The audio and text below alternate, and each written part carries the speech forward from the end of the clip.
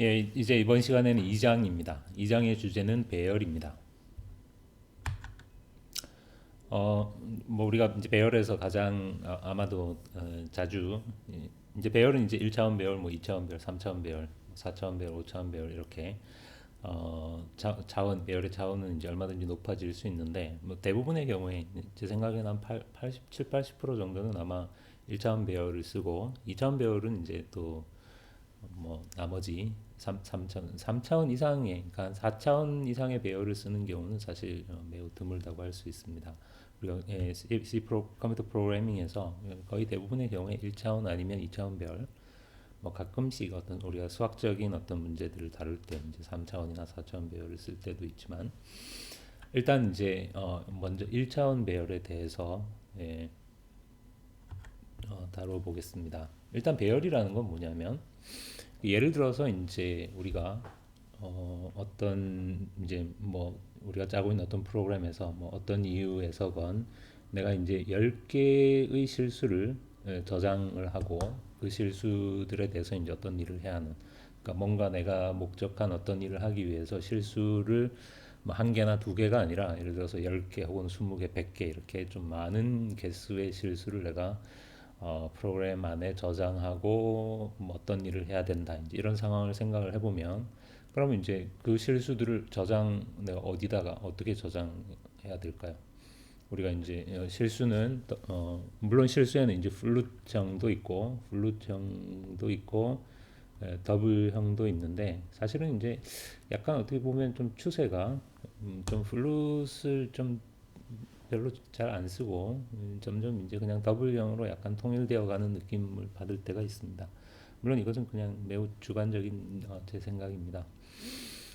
그 우리는 그냥 이제 뭐 더블형에 대해서만 뭐 더블형과 플룻형의 이제 정확한 차이나 이런 것들은 나중에 언제 어, 기회가 있을 때 한번 잠깐 이야기를 하도록 하고 그냥 둘 다 실수다 이렇게 생각하면 됩니다.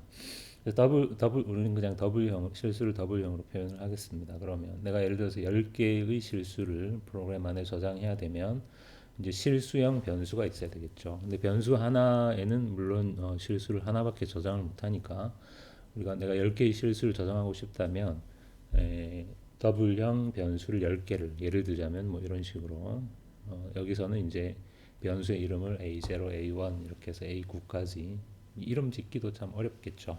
이름 짓기 어려우니까 그냥 이렇게 숫자를 붙여서 A0, A1 이렇게 안 지으려면 좀 상상력이 필요하겠죠. 그 변수 이름에 이런 숫자가 들어가도 물론 상관이 없다는 뜻입니다.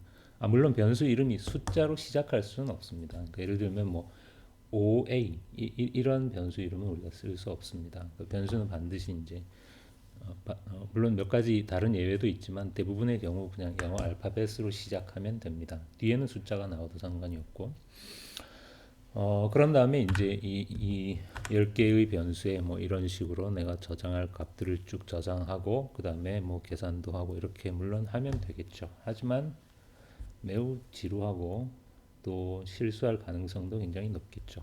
왜냐하면 뭐 변수 이름을 깜빡 착각해서 A4를 써야 될 자리에 뭐 A5를 쓴다든가 이런 식의 실수를 그러니까 일단 이제 변수의 이름 자체가 너무 많아지니까 이게 10개 정도 몰라도 예를 들어서 100개가 필요하다. 그럼 뭐 변수를 100개씩 만들고 정말 지겹겠죠.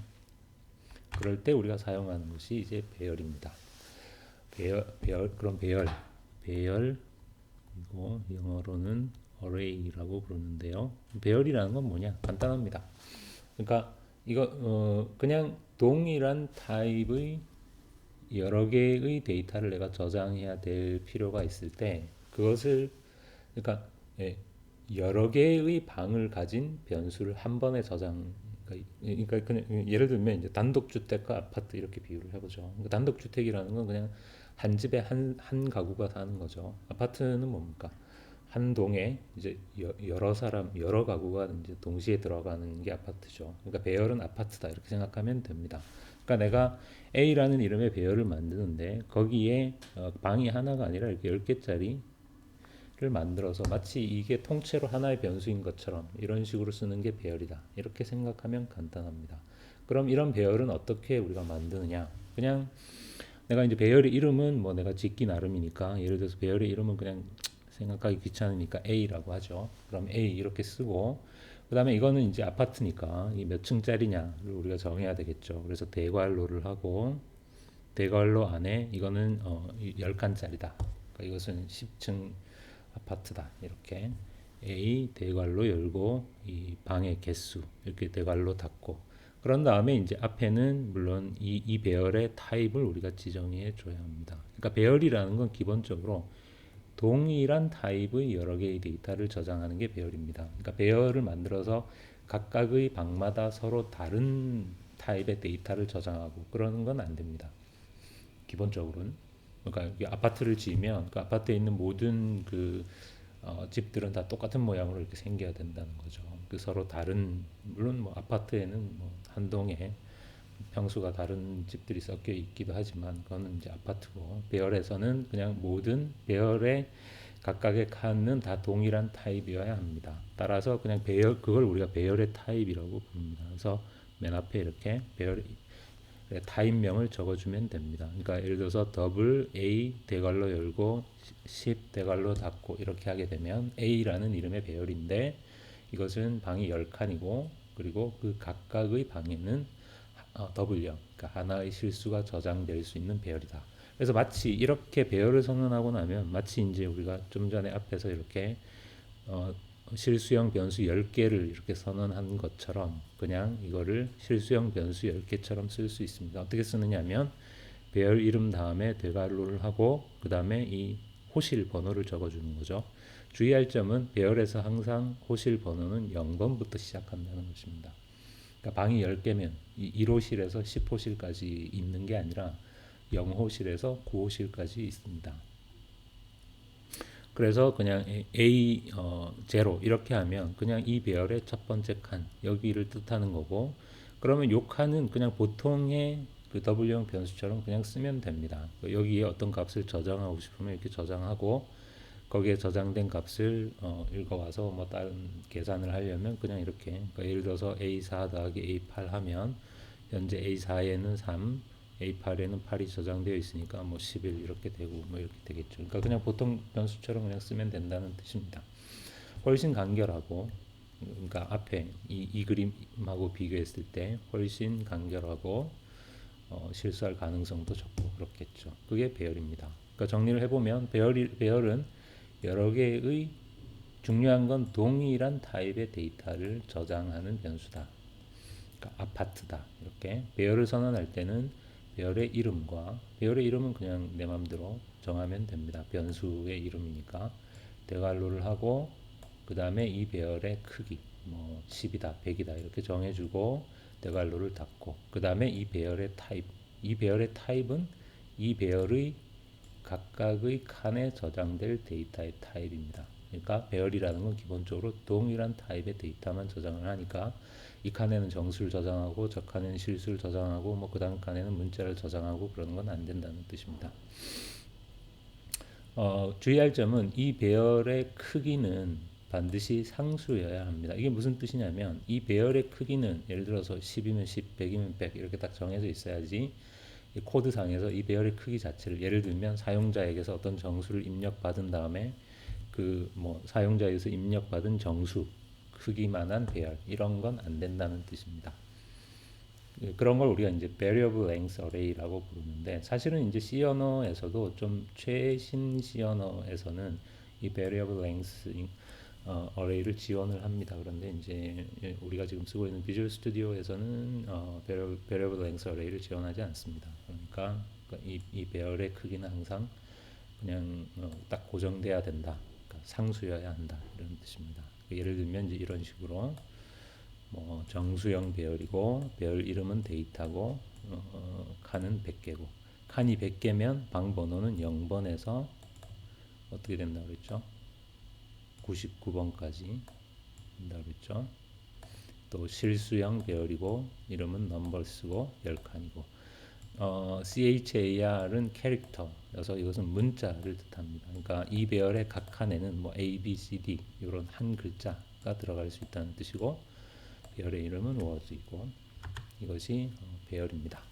자, 그래서 배열이 뭐다라는 걸 우리가 살펴봤고 그래서 오늘 첫 번째 문제는 아주 작은 문제 두 개를 한꺼번에 우리가 생각해 보겠습니다.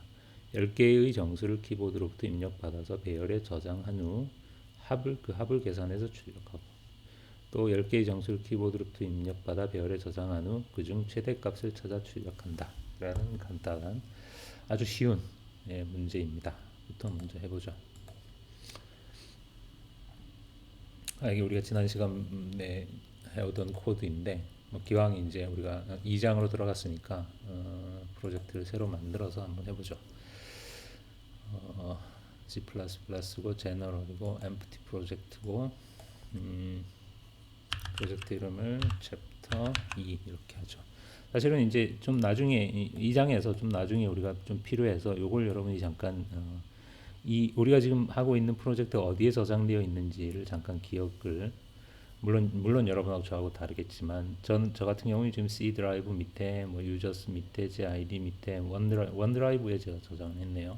원드라이브는 물론 그 클라우드 마이크로소프트가 제공하는 클라우드 스토리지죠. 그 안에 도큐먼트 밑에 비주얼 스튜디오 2015 밑에 프로젝트라는 디렉토리 밑에 챕터 02라는 프로젝트가 있네요. 이걸 잠시 기억을 해두고,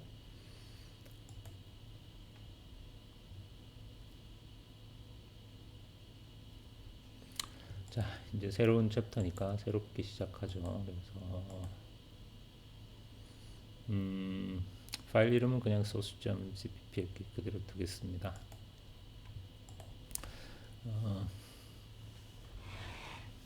미리 어차피 필요한 것들을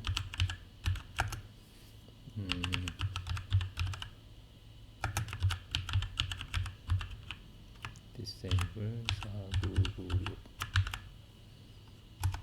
하고,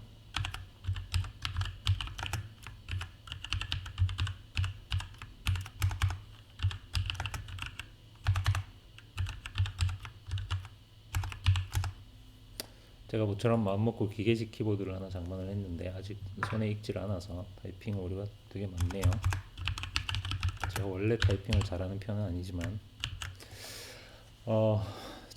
문제가 뭐였죠? 문제를 까먹었네요. 키보드로부터 10개의 정수를 입력받아서 배열에 저장한 후 합을 계산하고 그 다음에 최대값을 찾아서 출력하는 거죠. 자, 그러면 일단 제일 먼저 우리가 해야 될 일은 뭐겠습니까? 키보드로부터 내가 10개의 정수를 입력받아서 사실은 이제 합을 계산하고 최대값을 계산하기 위해서 꼭 그 10개의 정수들을 우리가 저장하고 있을 필요는 없죠, 실제로는. 왜냐하면 예를 들어서 우리가 합을 구할 때 합을 구해야 되니까, 예를 들어서 sum을 0이라고 하고,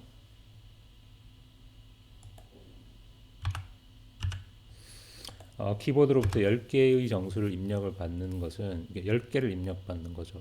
어차피 딱 10개 입력받는 거니까 그냥 포문을 만들어서 i equal 0에서 i가 10보다 작은 동안 이렇게 해서 이 안에서 이제 키보드로부터 우리가 입력을 받기 위해서 예를 들어서 벨이라는 정수형 변수를 하나 두고 scanf %d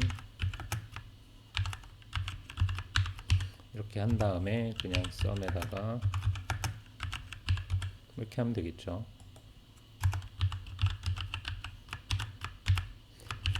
sum is %d 마침표 찍고 줄도 바꿔주고, 이렇게 하면 사실은 그냥 뭐 키보드로부터 10개의 정수를 입력받아서 우리가 원하는 게 어차피 합을 구하는 거라면 입력받은 정수를 내가 보관하고 있을 필요는 없죠. 그냥 합만 구하면 되니까 그냥 이렇게 하더라도 충분할 텐데, 지금은 이제 우리의 지금 주제가 배열이니까, 그래서 뭐 이렇게 할 수 없어서 저장을 하는 게 아니라 그냥 우리가 배열에 대해서 연습해 보기 위해서 먼저 다 입력을 받아서 그거를 배열에 저장을 하고 그 다음에 이제 그것에 합을 구하고 이런 식으로 해보겠습니다. 그러려면 이제 이제는 그냥 벨이라는 정수형 변수 하나가 아니라 우리가 10개의 정수를 저장할 수 있는 배열을 만들어야 되겠죠. 그러면 배열의 이름은 그냥 데이터라고 하고 10개를 저장할 거니까 배열의 크기는 10으로 하고, 이렇게 썸에 대해서는 좀 이제 먼저 입력받아서 저장하는 걸 먼저 하고 썸은 나중에 구하도록 하죠. 그래서 정수 10개를 저장할 수 있는 정수형 배열 데이터를 만들고, 그 다음에 이제 그러면 스캔F를 해서 읽어올 때 여기 어디 배열 같은 데다가 읽어와서 또 배열에 저장할 필요 없이 바로 데이터 i로 읽어오면 되겠죠. 그러니까 어차피 i가 0에서 10까지 계속 증가하니까 첫 번째 데이터는 데이터 0에, 두 번째 데이터는 데이터 1에, 그 다음은 데이터 2에, 데이터 9에 이렇게. 그러니까 여기 보면 이때도 n% 기호를 반드시 붙여야 합니다. 그러니까 이 데이터 i, 그러니까 배열의 한 칸은 그냥 보통의 정수형 변수랑 똑같습니다. 모든 면에서. 그러니까 스캔F에서도 마찬가지입니다. 우리가 스캔F에서 항상 아까 벨로 입력을 받으려면 n%벨 이렇게 돼야 되는 것처럼 내가 바로 데이터 i로 입력 받으려면 n% 데이터 i 이렇게 하면 됩니다. 이렇게 되면 중괄호도 필요가 없겠죠. 자, 이렇게 한 다음에 그 다음에 이제 다시 우리가 썸을 구하기 위해서 조금 요 자체만 보면 이제 좀 바보 같은 방법이지만 그냥 루프를 하나 더 만들어서 여기에서 썸은 플러스 이퀄 데이터 i 이렇게 하고 그 썸을 출력해 주면 되겠습니다. 간단한 거죠. 이걸 이렇게 입력받고 그 다음에 합을 구하는 포문을 꼭 2개 있어야 된다 이런 뜻은 아닙니다. 이거는 그냥 제가 이렇게 입력받는 부분 그냥 우리가 이렇게 한번 해본 거지, 해본 것입니다. 배열을 연습하기 위해서. 굳이 실행까지 안 해봐도 될 텐데 그래도 혹시 모르니까 한번 실행을 해보죠. 정수를 1, 3, 2, 4, 5, 7,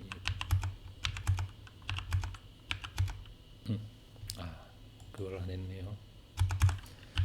get 캐릭터 안전하게 2개를 이렇게 써놓읍시다. 자, 다시 실행해보지 않아도 이 코드에 문제가 생길 가능성은 전혀 없죠.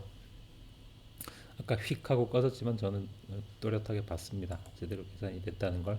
두 번째 작은 문제는 그 중에 최대값을 찾아서, 그러니까 사용자가 입력한 10개의 정수들을 배열에 저장한 후에 그 중에 최대값을 찾아서 출력하는 것입니다. 그러면 역시 이제 최대값을 찾아야 되니까 우리가 변수를 하나 더 만들죠. 아예 여기다가 만들죠.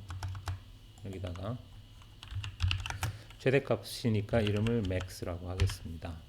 그러면 이제 이렇게 여기까지 이제 입력 받는 부분은 아까랑 똑같겠죠. 이렇게 입력을 받았고 이 부분에서 아까는 이제 합을 구했는데 합을 구하는 대신에 이제 더 maximum is 최대값을 구해서 그 최대값을 출력해 주는 걸로, 그러니까 이 부분에서 이제 배열에 저장된 10개의 정수 중에서 최대값을 찾는 일을 여기서 해보죠. 그러면 최대값은 어떻게 찾을 수 있습니까? 데이터가 여러 개가 있을 때 그 여러 개의 데이터 중에 최대값을 구하는 것은 여러 개의 데이터의 합을 구하는 것과 사실 논리적인 구조는 똑같습니다. 이게 뭐냐면 이 합을 구할 때 이 썸이라는 게 어떤 뜻입니까? i가 0에서 9까지 이렇게 흘러갈 때 썸은 항상 현재까지의 합이죠. 그러니까 맨 처음에 i가 0일 때는 그냥 첫 번째 데이터이고 i가 1일 때는 첫 번째와 두 번째 데이터의 합이고 i가 2일 때는 첫 번째, 두 번째, 세 번째 데이터의 합이고, 그러니까 썸이라는 것은 항상 현재까지 내가 본 데이터들의 합인 거죠. 그것하고 똑같은 방식으로 우리가 최대값을 구할 수 있습니다. 그러니까 값들을 하나씩 순서대로 보면서 현재까지 내가 본 값들 중에 가장 큰 값을 max라고 하는 거죠. 그러면 어떻게 하면 됩니까? 여기에서 max라는 게 현재까지 내가 본 값 중에 가장 큰 값이에요. 그러면 내가 이제 새로운 값을 볼 때마다 만약에 내가 지금 본 새로운 값이 데이터 i죠. 이 데이터 i가 현재까지 내가 알고 있는 최대값보다 더 크다면 걔가 새로운 최대값이 되는 거죠. 이렇게. 자, 이걸 더 장황하게 설명하지 않아도 무슨 뜻인지 여러분 이해되시죠? 그러니까 여기서 max는 현재까지 내가 i = 0에서 9까지 데이터를 하나씩 이렇게 차근차근 하나씩 봐갈 텐데 max는 항상 지금까지 내가 본 데이터들 중에는 제일 큰 값입니다. 그러면 내가 새로운 값을 볼 때 뭐만 하면 됩니까? 다시 전체 중에 그 이전 값 중에 최대값을 또 찾을 필요는 없다는 거죠. 왜냐하면 max라는 게 좀 전까지 내가 본 값 중에 최대값이니까 내가 그 다음에 새로 내가 한 명 들어오면 내가 할 일은 그 새로 들어온 애와 얘가 들어오기 바로 직전까지 최대값 중에서 둘을 비교해서 둘 중에 더 큰 애가 새로운 최대값이 된다는 거죠. 그래서 만약에 데이터 i가 max보다 더 작다면 사실은 최대값은 변화가 없겠죠. 지금 새로 막 들어온 애가 그 이전까지 있던 최대값보다 더 클 때만 최대값은 새로운 값으로 바뀌겠죠. 그러면 이렇게 해서 모든 데이터를 끝까지 보고 나면 이 max가 바로 최대값이 되겠죠. 자, 이렇게 하면 될까요? 지금 그냥 이렇게 하면 잘 안 될 건데 왜 안 되는지, 왜 안 되죠? 일단 이거는 결과를 보기 전에 먼저 여러분이 한번 예상을 해보시죠. 이걸 컴파일하면 컴파일이 안 되겠죠. 자, 우리 1장에서 이런 상황들을 여러 번 봤었죠. 뭐가 문제입니까? 역시 uninitialized variable max입니다. 우리가 max를 초기화해 주지 않았고 그런 상태에서 바로 max랑 어떤 값을 비교, 즉 내가 초기화해 주지 않은 어떤 변수의 값을 여기서 바로 사용하려고 하기 때문에 오류인 거죠. 즉 이 max의 값을 어떤 식으로든 우리가 초기화를 해줘야 되는데 뭐 어떻게 초기화를 해주죠? 예를 들어서 그냥 0 이렇게 하면 되나요?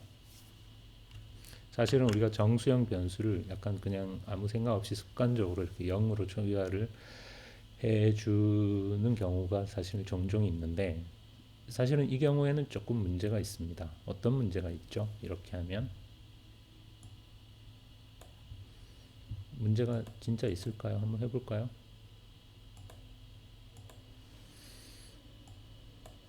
뭐 1, 2, 3, 15, 2, 4, 6, 7, 1 최대값은 10. 현재까지 내가 입력한 값 중에 최대값은 10. 문제가 없어 보이는데 무슨 문제가 있죠? 자, 무슨 문제가 있을까요? 마이너스 1, 마이너스 2, 마이너스 5, 마이너스 4, 마이너스 5, 마이너스 9, 마이너스 10, 마이너스 3, 마이너스 1, 마이너스 5, 마이너스 6. 최대값은 0. 문제가 있죠. 우리 입력한 값이 만약에 전부 음수라면 그럼 이에서 최대값은 지금 마이너스 1이 돼야 되는데 0이 됐죠. 왜 그렇죠? 우리가 max를 0으로 초기화해 뒀기 때문이죠. 그러면은 이 안에 있는 데이터들이 전부 음수면 그 중에 어떤 것도 0보다 큰 애가 없겠죠. 그러니까 그냥 0이 최대값인 것으로 결론이 나버린다는 거죠. 물론 그것은 사실이 아니죠. 그러니까 이게 간단해 보여도 이렇게 최대값을 구할 때 그냥 아무 생각 없이 최대값을 0으로 초기화해서는 안 됩니다. 그러니까 이게 더 나쁜 게 이게 항상 안 되지 않는다는 거죠. 입력 데이터 중에 하나라도 양수가 있으면 아무 문제가 없겠죠. 오로지 모든 데이터가 음수일 때만 문제가 생깁니다. 이런 종류의 실수가 사실은 더 나쁜 실수입니다. 그러니까 아예 항상 안 되면 어떻게든 그 오류를 찾아서 해결을 하는데 이렇게 그냥 대부분 다 되는데 아주 특수한 경우에만 안 되게 해놓으면 오히려 그냥 아무 문제가 없는 것으로 착각을 해서 결국 어떤 결정적일 때 큰 문제를 일으키게 되는 거죠. 그래서 이런 부분은 약간 여러분이 코딩을 할 때 조심해야 합니다. 어떻게 하면 될까요? 그러면 max를 뭔가 다른 값으로 이렇게 초기화를 하기가 여러분이 좀 예를 들어서 뭐 마이너스 1000만으로 해놓으면 될까요? 예를 들어서 내가 max를 마이너스로 1000만으로 해놔도 사실 본질적으로 아무 문제도 해결되지 않죠. 왜냐하면 데이터들이 전부 마이너스 1000만보다 더 작으면 똑같은 얘기죠. 그러니까 이 max를 뭔가 0보다 더 작은 값으로 초기화를 해둔다고 해서 해결될 문제는 아닙니다. 사실은 이제 요 예에서 제일 간단한 방법은 max를 실제 데이터들 중에 아무거나 하나로 초기화를 해두면 됩니다. 그럼 데이터 제로라는 건 어차피 실제로 있는 데이터니까 걔가 뭐든 상관없이 실제 데이터 중에 하나로 초기화를 해두면 그럼 실제 있는 데이터보다 더 큰 값이 max가 될 수는 없겠죠. 어떤 경우에도. 예를 들어서 우리가 데이터 제로를 max라고 하고 그렇다면 굳이 우리가 0부터 또 검사할 필요는 없으니까 이렇게 하면 되겠습니다. 이 외에서는 이제 이렇게 하면 아무 문제 없이 완전한 이건 뭐 굳이 테스트를 해보지는 않겠습니다.